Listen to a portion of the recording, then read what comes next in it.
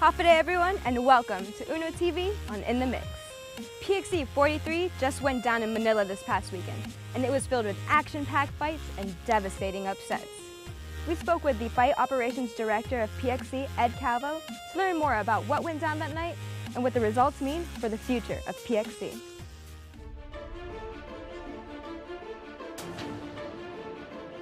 PXC 43 happened at an R Sports Arena in the Philippines.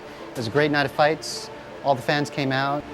One of the most significant fights was Reno Remigio versus Glenn Renillo. Our 155 title is vacant, and we're looking to find the next contender. This fight's significant for both fighters because a win for either would solidify his position at the top of the 155 ladder. Both fighters came out tentative at first, and then they opened up their striking. Then Glenn landed a right hand that knocked Reno out cold. This knockout win for Glenn makes it known that he's one of the top 155ers in the PXC. Another great fight was our female fight of the night, Gina Iniong versus Mei Yamaguchi. Gina Iniong fights out of the famous Philippines gym, Lakay MMA. Fighting Mei Yamaguchi, it's a great opportunity to showcase her talent and to prove how good she actually is.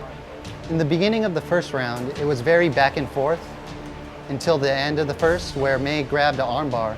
She had Gina's arm hyperextended, but Gina didn't tap.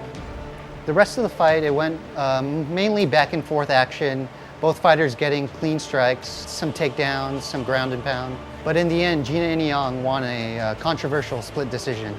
That victory is huge for Gina because it shows that she's ready to take a step up in her career, and she's ready for the big time. Our main event of the night was Ali Cali versus Ernesto Montilla. Ali Cali is a former champion of PXC at 125, who's beaten a lot of good fighters like Jess Titano, and he's one of the best boxers in the PXC. And Ernesto Montilla is one of our top Filipino 125ers, who's been a veteran of the PXC for a long time, who's now working his way to a title shot. Both fighters initially came out looking to strike until Ernesto got Ali up against the cage. From there, Ernesto started looking for submissions and grabbed an armbar and finished him quickly in the first round. After Ernesto's submission of Ali Cali, he's without a doubt one of the best 125ers in the PXC.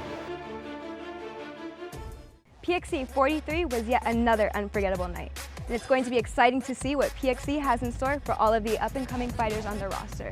However, back on Guam, the action never stops, as the one and only Smoking Wills is gearing up for another weekend of races at the Guam International Raceway in Jigo. We sat down with two of the founders of Smoking Wills to learn more about their origins and what we can look forward to this year.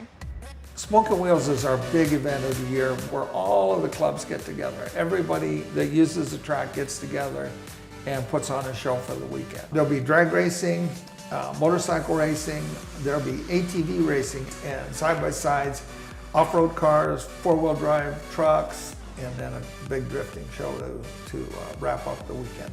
So it's a big event. About 140 people from Japan come just for this race to participate in it. And they participate in all areas, from the drag racing to the motorcycles to the off-road main event. We'll have smoking grills going on. It's our barbecue competition. It has really gotten big. Lots of guys like to join it. It's winning. It's very prestigious for them, and everybody really enjoys the food. Why do I love Smoking Wills so much, and why do we go to it? It's exciting. The adrenaline's there. You know, I'm a racer at heart, and the speed is, you know, on that track. We're going to get upwards of 80 miles an hour off-road. And He's going too slow. We're topping out at 105 at the end of the straightaway. Off-road with all the wheels working. It's hard to name all the people that have helped, but we want to thank all those people that helped and have been a little part of helping us put this together. This track belongs to the people of Guam. It doesn't belong to you know, a company or anything like that. So we're building it because we love this sport, and we're doing events like Smoking Wills to help raise funds for it. It keeps illegal racing off the road. As we get more and more people on Guam, as go into the future, it's going to be a real important part of the community here on Guam. And that's all the time we have now for Uno TV.